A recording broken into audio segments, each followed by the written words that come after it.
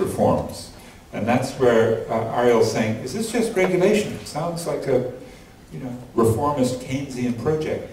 But when these comrades in Ecuador default on $9 billion debt, or the Argentines, 13 billion, Argentines 140 billion, to me that's a non-reformist reform. It has many opportunities to fight the power, because you are, as Remy is arguing, you are delinking. You have more national sovereignty. If you have a democratic government, you can do much more to expand the possibilities of exiting the financial oligarchy's power.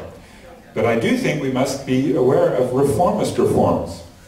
Anything that happens in the G20, including things that China is supporting, those are the reforms that simply, like a financial transactions tax that doesn't have much effect, they simply make the system look a little bit better, and they work within its intrinsic logic. And so I think we have to have the kind of debates and discussions now about where progressive people, and maybe we can find progressive governments, can actually bring the system to a much stronger moment of conflict, as the Occupy movement, as the Indignados in Spain, as the Greeks and the Italians, as the North Africans and Arabs. And as all of us are trying to do, is find the point where our non-reformist reforms actually push the system beyond its bounds. And then we hope we don't have the outcome from the last time, World War II, which does the full devalorization. That's the new regime of accumulation begin.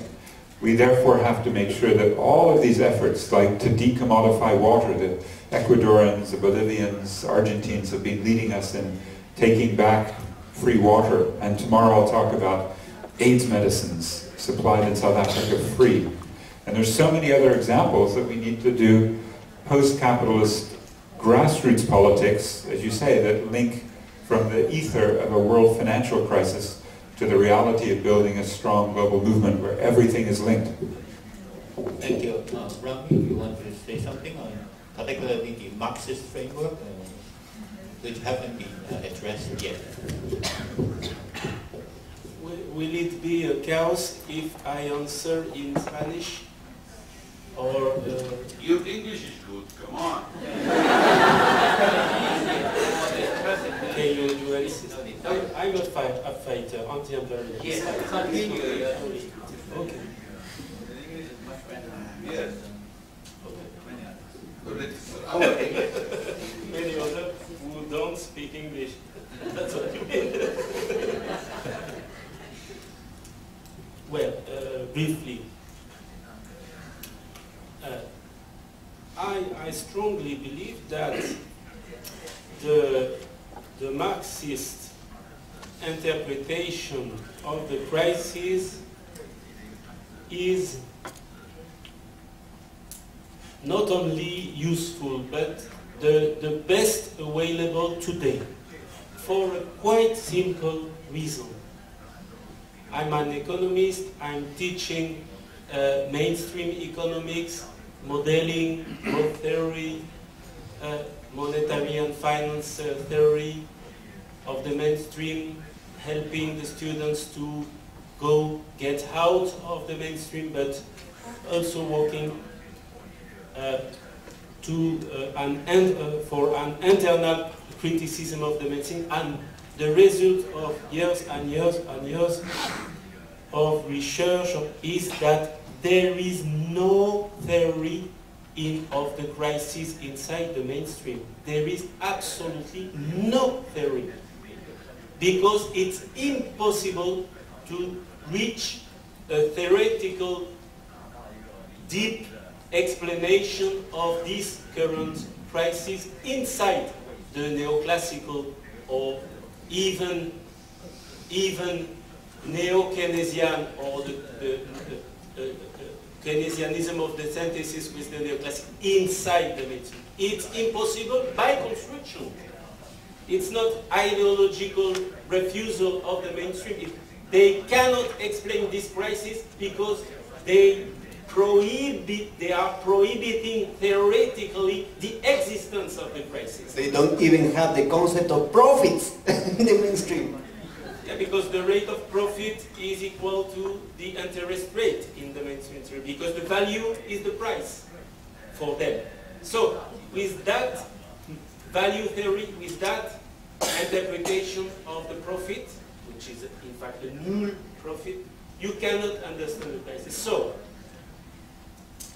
outside the mainstream is the most consistent scientific approach to interpret this crisis. It's not ideology, it's science. We need to get out of the mainstream. And mainstream economy, it's almost 90% of the scientific, so-called scientific production at a world level. Okay? So outside, I don't want to be hostile, to be aggressive with how a sincere reformist Keynesian friends. But I strongly believe too that there is a problem with the conception of the state in the Keynesian theory. Okay. The state of the belief of all-powerful state in the Keynesian theory is a problem, is an acceptable scientific problem. Okay. So, including for the state theory, and many people, many theoreticians say that there is no Marxist or Marxian, even Marxian theory of the state. I believe strongly that the elements, the theoretical elements left by Marx are much more useful for us to think the state today. So it's really sincerely not an ideological imposition, pressure to Marxicize the interpretation of the play. I strongly believe that we have only that at our disposal to understand.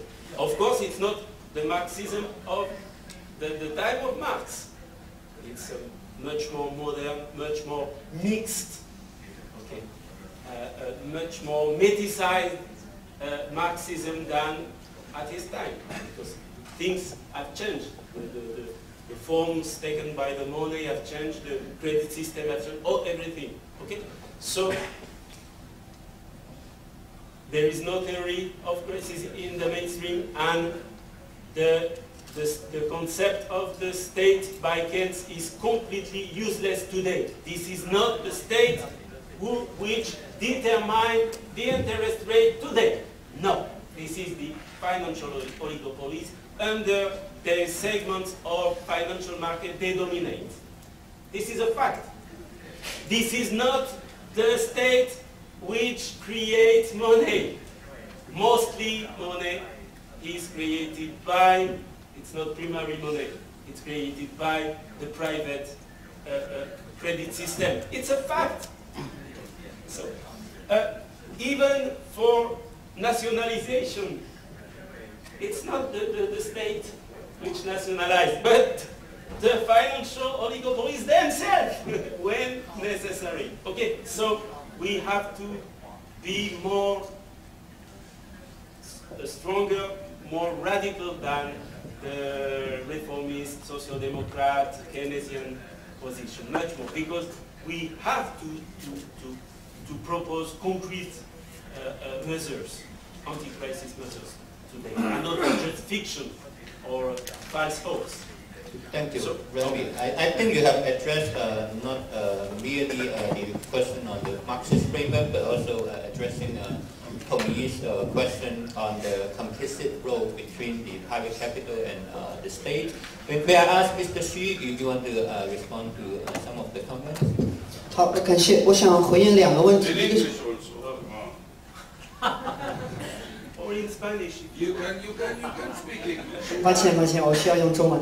我想节约时间。第一个是关于革命，第二是关于货币发行的权利。这两个问题，我觉得有非常大的相关性。我不是特别懂革命，但是我想问一个关于革命的问题。如果说在当前的金融资本主义阶段，你想革命，你革命的对象是谁？我觉得就是比如说占领华尔街。 我们说批评这个运动的特点就是它并没有提出它的纲领，它并没有提出它的目标，所以占领华尔街同一个游行并没有发展成一个革命。我觉得这个问题的背景是因为大家并没有充分认识到金融资本主义的特点，以及金融资本主义危机的特点，以及什么是金融危机需要被革的那个命。如果说这个问题没有答案的话，那么我相信就是说革命是不能发生的。我的理解是革命的对象，我有一个答案是和你第二个问题相关，就是关于货币发行的权利。人生活在这个世界上需要阳光、水、空气和粮食。除了这些之外，还有两个要求：第一个是信仰，第二个是货币。既然宗教和国家可以分离，我的答案是货币和国家为什么不可以分离？我们知道马克思讲过一句话：金银天然是货币，金银是谁发行的？它并不是国家发行的。所以我觉得在历史上，货币就不是由国家发行的。那么在未来，它也可以并不由国家发行。这是我的这个答案。我的理解就是，只有回归到货币问题，才能够真正认识到金融资本主义的这个框架之下革命的对象。正是因为货币的过度发行以及定向发行，才导致了1%的人占有99%的财富。而如果你想去革命的话，并不是去推翻高盛的电脑，并不是去打掉他们的人，而是必须要找到货币问题的本源。那么，答案只有一条：把债务货币，因为当前的信用货币、纸币的特点是依托于债务，只有从债务货币回归到诚实货币，才有可能实现这个革命。我对这个金融资本主义这个格局之下的革命的定义，就是从债务货币到诚实货币。实现了这一点，就实现了您所说的谁有权利发行货币，也能够回答这个危机，或者说对于全球、对于发展中国家、对于所有的人民，它的本源的要求应该在于我需要保有一个诚实的货币，而不是被通胀所侵蚀的货币。谢谢。Thank you, Mr. Xu. Since we are running out of time, in fact we are overrun a bit. I promise we have the second round of comment and Q&A. Anyone who would like to speak, please raise your hand. Now we have 2 more questions or comments and 3. Okay. I think after your comments or questions, then we will take the privilege of being a moderator. We'll answer your question or we'll make further comment and to end the discussion. I think, except the presenter have to say something. I mean, immediately. Okay, all right.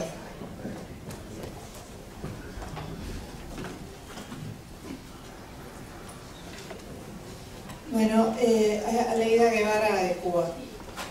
Hay algunos aspectos que a mí me parece que no se han tocado y sé que no hay mucho tiempo, pero cada vez que el capitalismo ha tenido crisis importantes, ha provocado guerras, porque ha sido una manera de salir de esas crisis. Y es una idea que tiene muy metida también en la cabeza. No hemos hablado de eso, pero es una realidad que estamos viviendo hoy, en la actualidad. La única diferencia es que si antes se resolvían esas crisis con las guerras, ahora es imposible, porque las armas son tan sofisticadas que se usa una tecnología muy moderna y no se emplea a personas, por tanto no se resuelve el problema del desempleo. Pero por otra parte, la destrucción de una guerra hoy, en la actualidad, sería tremendo, porque estamos hablando de que un jefe militar de Estados Unidos tiene en su poder una pequeña caja de armas en la cual aparecen armas atómicas con el poder o 10 veces el poder de la bomba de Hiroshima. Sería la destrucción de nuestro planeta. Esta crisis económica que hoy estamos viviendo ya viene de muy atrás.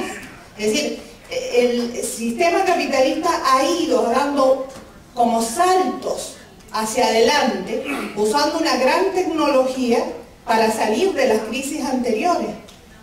En este momento ha desbaratado tanto nuestra ecología, nuestro sistema, que es casi imposible resolverla de esa manera tampoco. Un ejemplo claro, que es lo que decía Hugo. Damos un ejemplo, una gran fábrica, una gran mina de hierro, la segunda más importante del mundo, a cielo abierto, está en la Amazonía de Brasil. Es la segunda mina de hierro más importante del mundo. Para seguir explotando ese hierro, han desbaratado bosques ancestrales, han destruido bosques ancestrales. El hombre puede vivir sin esa cantidad de hierro, pero no puede vivir sin oxígeno. Y el Amazonas es hoy el pulmón de nuestro planeta, y eso no se tiene en cuenta. Hay sobreproducción de alimentos, pero muchos de esos alimentos las transnacionales la están usando para sacar energía, alcohol y vaya usted a saber cuántas cosas más. Y la gente, los pueblos, siguen sufriendo hambre, siguen sufriendo necesidades serias. Entonces, la crisis esta está tocando, como dijo un gran pensador, no solamente las cosas financieras, no solamente un problema ya del capitalismo, sino está tocando toda la civilización, está tocando la sobrevivencia de la especie humana. Estamos